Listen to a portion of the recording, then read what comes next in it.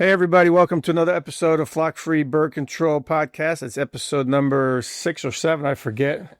We're still new to the game. Brought to you by brought to you from the Think Big Studios, produced by Mr. Wilson.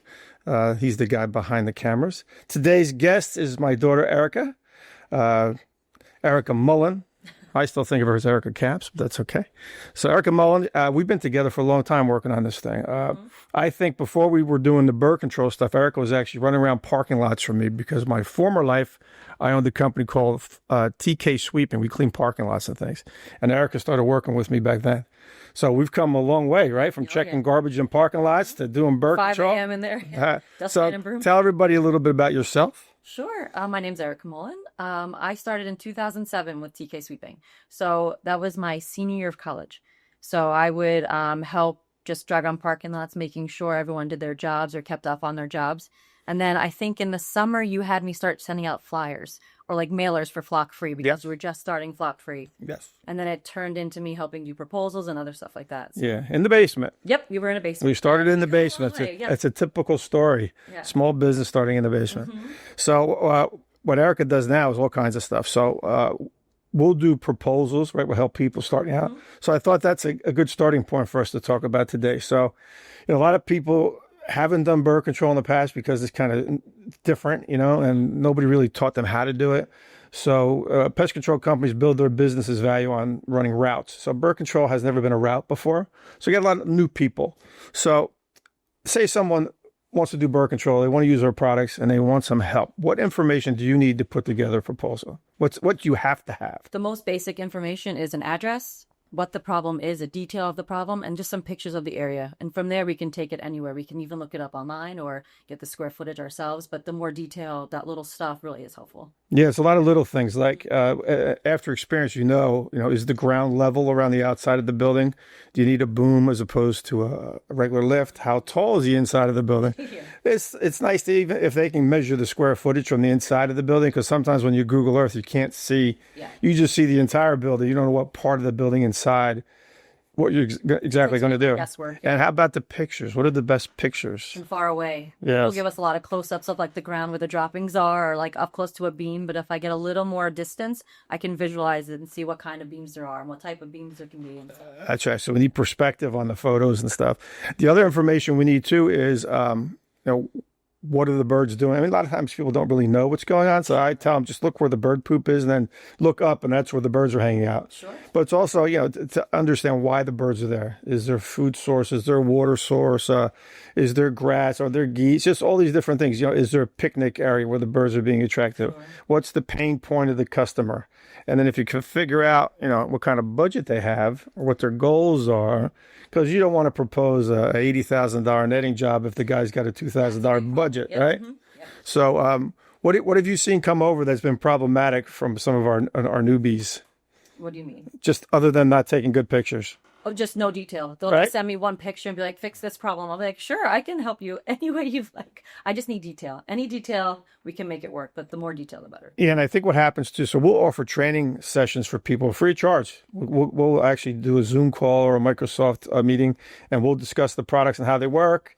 And what happens is people watch the training video and they get excited and they go out and look for bird work, but they don't review anything. They don't go on the website and take a look at the products. They get mixed up with what's visual, what's not visual, what's the UV paint compared to Invisalign, things like that nature. So if they did a little bit of homework on their own, then we can help them for sure, right? Absolutely. Yep. Well, that's the thing that we take for granted, how much we know just by doing it for so long. So these guys go out, they'll do a job, and they'll call us and be like, wait, I thought this went here or this went there. But like you said, I send them videos, training brochures. So if they just took the time to look it over, it'd be helpful too. I know sometimes they don't even read your emails that you send over. No, I know you go through a lot of information, so I don't blame them. Yeah, I do try to be so detailed that I think it almost takes away. Oh, and you know what we forgot? What? I'm very remiss. The joke of the day, the bird joke of the day. I usually start off with that. No, I wasn't going to leave you out. Okay, so I got one for you, right? Okay. So what does a peacock do when he loses too many feathers? Oh, gosh. What? No guess? No. He goes to a retail store. Come on. That was good. All right. So where were we? I remember that the whole morning, you actually too. Started off with a joke. You did is this episode 6 or 7? And the whole thing now is 6, 7. And no one Okay. our age knows what it means, but a lot of people have that joke, which is funny. Okay. You know, it's really funny. I don't know what she's talking about. I I'm one of those talk- people. So one of the other things too that I find interesting for folks when they're first doing birth control is they still want to do one thing. They want to net or they want to spike.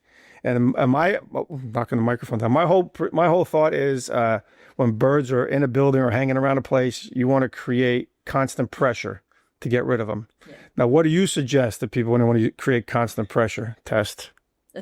Well, we want to give them a program. So you want to give them a physical deterrent with also a sight deterrent. Yep. So if you take away the spots where they're landing, you take away their ability to sit and avoid other deterrents. So if you keep them in flight, you also then can prevent them from staying inside and moving to an outside area. Yep. So we use tank mix, gel, UV, all the mix. Yeah. Yeah. So what I try to do is I try to explain to people that there's two different kinds of bird deterrents. There's static deterrents, and then there's dynamic deterrents. So the static deterrents are your nets, your spikes.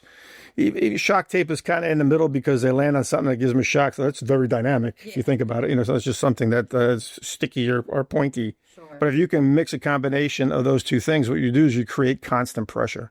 So if you put up a net or just some spikes, it's not really creating pressure. It's creating a barrier of sorts. But if bird population is really committed to being someplace because there's food or water or they want to get out of the shelter, you got to do something else to create that pressure. They'll sit there and pick at the netting all day long. That's right. And we always do that 1, 2, 3 thing or 1, 2, 3, 4 thing.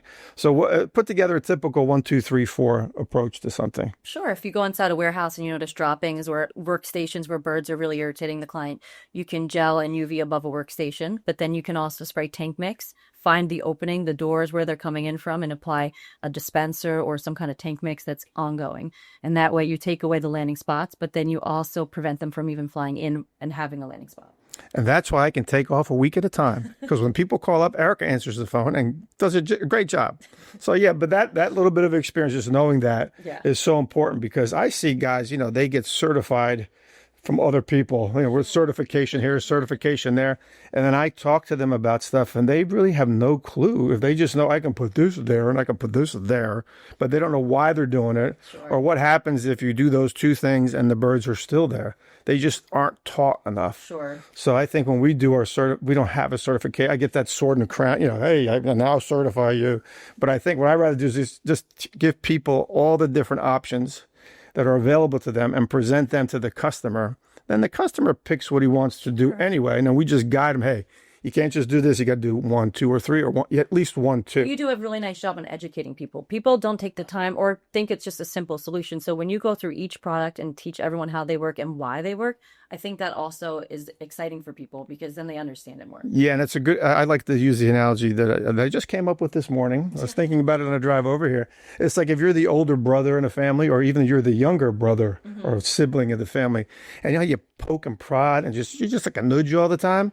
That's essentially what bird control is. You're a nudge. You want to nudge these birds every day with multiple things. You want to be a pain in the butt to them so they just, I can't take it anymore. I'm going someplace else.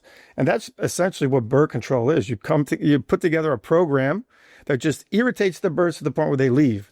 But you have to do it smart and safely because, you know, if we were to spray something on a surface and the birds disappeared that day immediately, it would probably bug people too. Yeah. So, yeah, you have to be careful what you do and how you do it, you know? Opinions, yeah. So what's the most surprising thing that you've kind of come across just working for us, the family and bird control? And what's your funniest opinion or thought? I mean... That's a tough question. I think it's just funny how people think because I work for a family or that we're a family business that we don't work hard. I think that's the only thing I've come across that I've witnessed as like the main pushback from like having a family business. Other than that, I don't know. I don't really have anything. Yeah, I know sometimes you get the turd in the punch bowl. Yeah. You turd in the punch bowl relative that you show up at a family picnic and they happen to buy something online from us and don't do it the right way. You know, that shit don't work. And it's, well, you want to discuss at a family picnic. What'd you do? How'd you do it? Yeah. You know, but I get a kick out of that too. There's a lot of people looking to disparage what you do without even knowing what they're talking about. That's why I actually don't offer any information or education to close family anymore because I don't want I sprayed on a tree and it didn't work. I'm like, well, there's a lot more behind this spraying at one time. Yeah, you got to educate yourself a Yeah, little so bit. it's And I like the other thing that we do, and I don't think any of us do in the office, is we don't talk about other competitors really. never. We may reference like goofing around like I just did about getting certifications and stuff, but a lot of other people know a lot of stuff. Yeah. Everybody knows what they know, and there's a lot of resources out there besides us. So I encourage people to talk to everybody, try other products. If we don't have something and I see something that somebody else sells that they could use, I recommend it. Yeah, if we don't have a product that works in a certain location, we've actually given that product name and where to buy it. Yeah, Like, exactly. Because the ultimate goal is to build the trust of a customer and get that reoccurring sales. So pest control companies make money on reoccurring sales, and so do we. So we want these folks to be successful, Sure. because we don't do any work. Yeah. We're kind of we don't compete for work. We actually turn leads over to people, and if it's in the right area and stuff. So I enjoy having my girls in the office. It's a lot of fun, for my wife and love daughters, and got good partners and stuff. So we're very fortunate. We have a good family working environment, and I think people get that too. And it's funny for me because now I show up at a place and people know me that didn't know me before just because of all the training sessions. Sure. My biggest thing is trying to remember people's names. It's difficult. Just don't call people by the name. All right, so I asked Victoria this, and I think I asked Maria too. So what do you want to see the future of Flock Free look like? I think we're starting to finally get where we want to be. We're not only selling products like crazy, but we're also able to teach other companies and really show that what you've done and what you've grown and where you've started from is really successful. So I think us just keep going in the direction we're going to and have more of a school and more of just a retail shop would be the best goal for us. Yeah, I agree. I like the direction we're going into. I think it's important to teach people, and there's and what's really cool about it too. There's such a high turnover rate in the pest control industries, and there's a lot of. So what happens is either they quit and do something else, or they leave one company and go work for another company. Then they bring what you've given them to the helped us a new lot. company.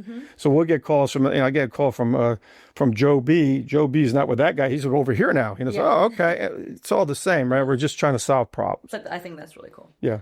So I appreciate you coming onto this episode. We're going to do another episode. Eric's going to read me some questions, commonly asked questions. I'm going to be on the hot seat to try to answer them. So thanks again for coming today. Thanks for having me. Yeah, you can find out all our products on www.flockfree.com, and you can reach us at admin@flockfree.com. We're here to help. Thank you very much.